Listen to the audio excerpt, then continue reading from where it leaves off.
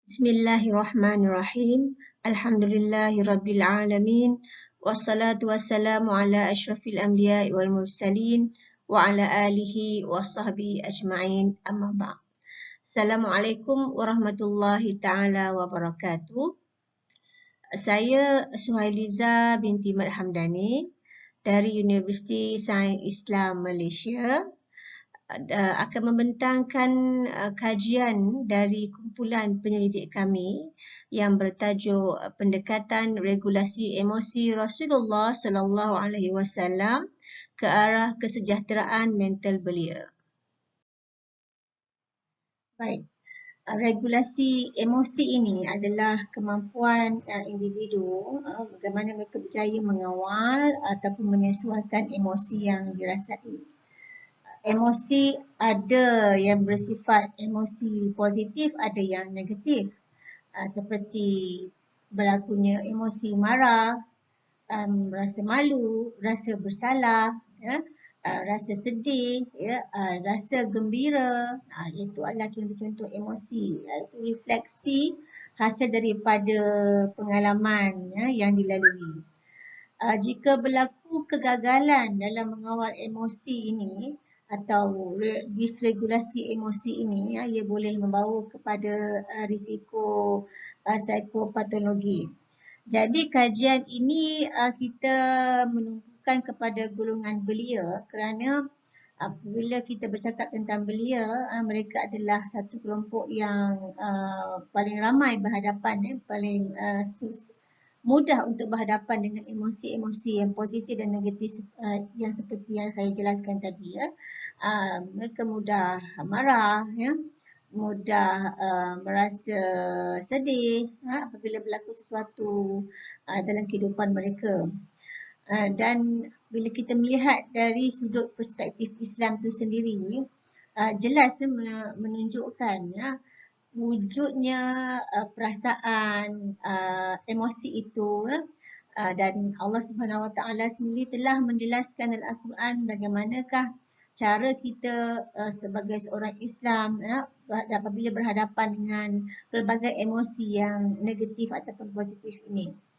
Dan dalam kajian ini kita fokus kepada pendekatan yang dibuat oleh Rasulullah dalam regulasi emosi ini.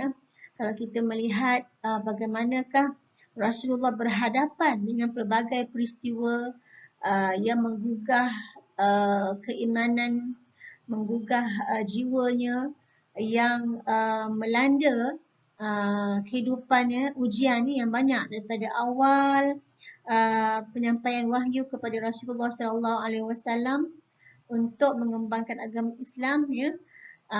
Kalau kita lihat contohnya apabila sampainya wahyu yang pertama.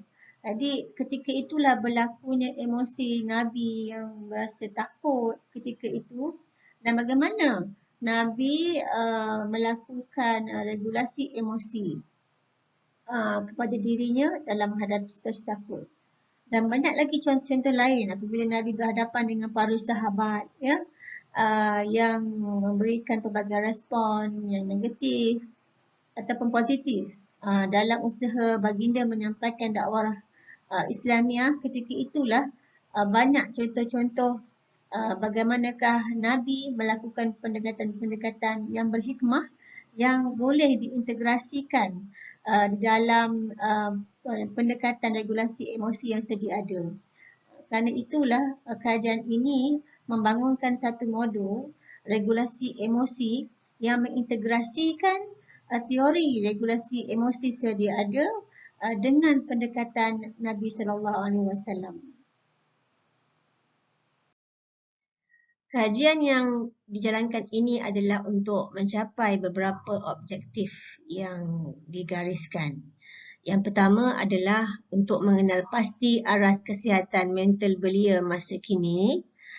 Objektif yang kedua pula adalah untuk mengenal pasti strategi regulasi emosi yang digunakan oleh belia dalam mengendalikan emosi negatif pada masa kini. Manakala objektif ketiga dalam kajian ini adalah untuk mengkaji elemen-elemen pendekatan Rasulullah sallallahu alaihi wasallam yang perlu untuk membantu penambahbaikan teori regulasi emosi sedia ada. Ya, manakala objektif kajian yang keempat adalah untuk membina dan menguji keberkesanan modul regulasi emosi gaya Islam. Baik, modul regulasi emosi yang kami bangunkan ini mempunyai keunikan yang tersendiri ya. Dan antara keunikan ini ianya adalah berkonsepkan Islam kontemporari yang mana ia boleh diguna oleh semua penduduk Islam dari semua peringkat umur. Dengan penggunaan modul regulasi emosi yang bersifat Islam kontemporari ini akan meningkatkan lagi keyakinan dan jati diri belia. Dari sudut kegunaan dan aplikasinya pula adalah sangat sesuai dan sangat penting bagi membantu golongan belia khususnya bagi mengenal pasti emosi ya. Di samping itu, modul regulasi emosi ini juga akan memudahkan kaunselor dan ahli terapi dalam urusan rawatan pesakit. Di samping itu, ciri yang unik yang ada pada modul ini adalah ianya bersifat mesra alam. Kerana ianya berpotensi untuk dilaksanakan secara atas talian seperti melalui platform Google Form. Dan juga jika kita melihat dari sudut kebolehpasaran dan potensi komersialnya, modul ini boleh diguna pakai secara meluas oleh orang awam di samping mereka yang berada di institusi pendidikan tinggi. Ya. Di samping itu juga para kaunselor yang berada di sekolah rendah dan di sekolah menengah boleh menggunakan modul regulasi emosi ini. Dan kita juga melihat penggunaannya itu juga boleh membantu agensi dan jabatan-jabatan tinggi di Malaysia. Daripada hasil kajian lepas yang kami jadikan sandaran dalam kajian ini, kami mengenal pasti beberapa pandangan berkenaan dengan regulasi emosi ya. Salah satu pandangan daripada Muhammad Usman Najati yang menyatakan bahawasanya emosi ini adalah sebagai bangkitan perasaan dan rasa dalaman hasil tindak balas seseorang terhadap sesuatu perkara, pengalaman dan peristiwa yang berlaku. Dan hakikatnya regulasi dalam emosi ini turut mempengaruhi kehidupan ahli akademik ya. Jika kita melihat kepada keadaan emosi yang stabil, sebenarnya ia terhasil daripada proses pemahaman, proses penghayatan, penyucian dan pengamalan. Ya. Oleh kerana itu, dalam pendekatan Islam itu sendiri, ya, seperti amalan berdoa, berwirid dan solat, ia adalah satu amalan yang dapat memberikan semangat baru dan yang lebih positif. Dari segi metodologi kajian, kajian ini menggunakan metod kualitatif dan kuantitatif. Dari segi pembinaan modul, dibina dengan berdasarkan model reka bentuk pembangunan DDR, di mana ianya merupakan konsep penyelidikan yang membangunkan suatu kajian pembangunan secara teratur ataupun bersistematik.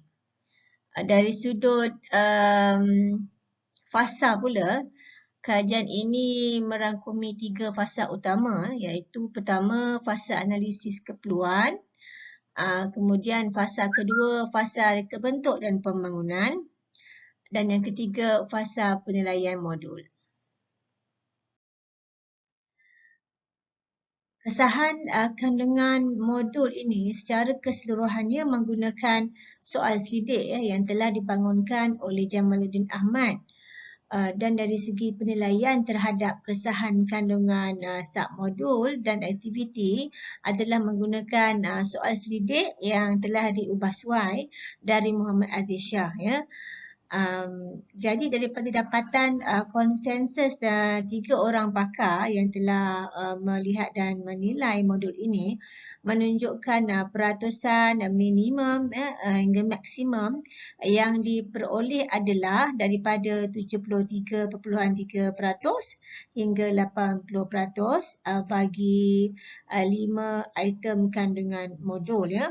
Jadi perlu dijelaskan di sini 5 kandungan modul yang dihasilkan adalah pertama modul terapi pengurusan emosi sedih, yang kedua modul terapi pengurusan emosi marah, dan yang ketiga modul terapi pengurusan emosi takut, yang keempat modul terapi pengurusan rasa malu, dan yang kelima adalah modul terapi pengurusan rasa bersalah.